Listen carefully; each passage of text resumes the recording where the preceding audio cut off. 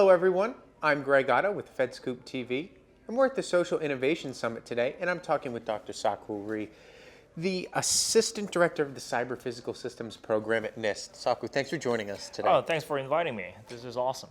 So, how can the U.S. government and other stakeholders work together to accelerate the innovation around the Internet of Things and cyber-physical systems? Sure, absolutely. Internet of Things and cyber-physical systems have a lot of different stakeholders and players involved. Actually, probably is one of those fields that you cannot even count the number of the players and stakeholders. Okay.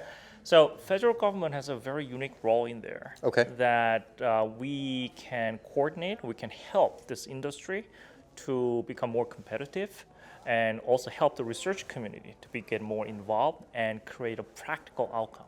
So the reason the federal government is in a unique role is because we have an ability to catalyze the field by obviously through funding and all kinds of other policies. But in addition to that, we have a unique convening capability to bring all these discrete parties together and help them to move forward with a maximum impact. So what's the promise once we get the ball rolling on cyber-physical systems for government across the board, whether it's federal, state, or local? Absolutely. So by definition of cyber-physical systems and Internet of Things, it's all about connectivity. It's all about collaboration.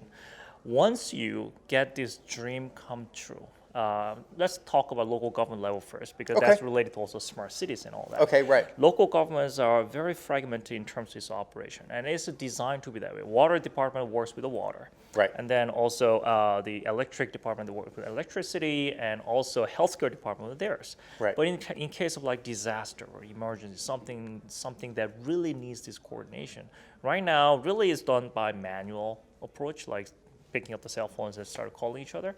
Once you have IoT and CPS in place, all these different functions can be coordinated, can be a lot more effective than what you have today. Same thing with the federal government. I mean, we do great job. Energy department is doing great job on energy, and HH is doing great job on healthcare.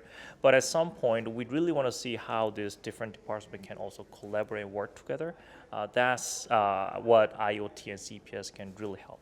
So this is moving so fast, there's a danger of forgetting about the security and privacy aspects of it. Talk to me about how that is being built into cyber-physical systems as we move forward, because I know that's so important. Yeah, it's not so important. It's probably the most important question you ask. So there's always this tension. I wouldn't call it tension. There's always this the two tracks or feedback between the innovation and more of a concerned aspects, such as like privacy and security issues. Right. And it is extremely important that these two tracks and these 2 points have to go hand in hand. If you start emphasizing just one piece of it and say you only need to emphasize innovation, then you get a something that is usable but not safe and not secure, which eventually you're gonna come back to you and bite you. Right. If you keep too much emphasis on security and privacy issues, eventually nothing is going to happen. No product is developed and nothing, and which means there's no real, and then eventually no industry can be created and developed. So the way you have to work is when you think about innovation, you have to come up with an idea. Right. But right after you come up with the idea, you have to get involved. You have to get security and privacy perspective involved. So let's say if you do this, if you have autonomous vehicle going around, the next thing you have to think about is, okay, how can we make sure it runs autonomously, but at the same time securely.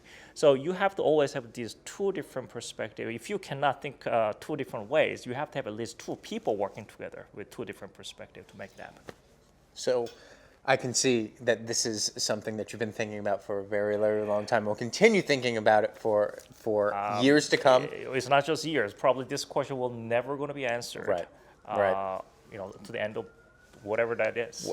Well, with everything that's coming out in the Internet of Things and cyber-physical systems, you've been at the forefront of the government's efforts in this, and I'm sure that we will follow along and keep up to date with everything that you're doing. All right, thank you very much, Greg. Thanks for joining us. It has been awesome. For more of our videos, check out our YouTube channel, and for more information, check out fedscoop.com. I'm Greg Otto. Thanks for watching.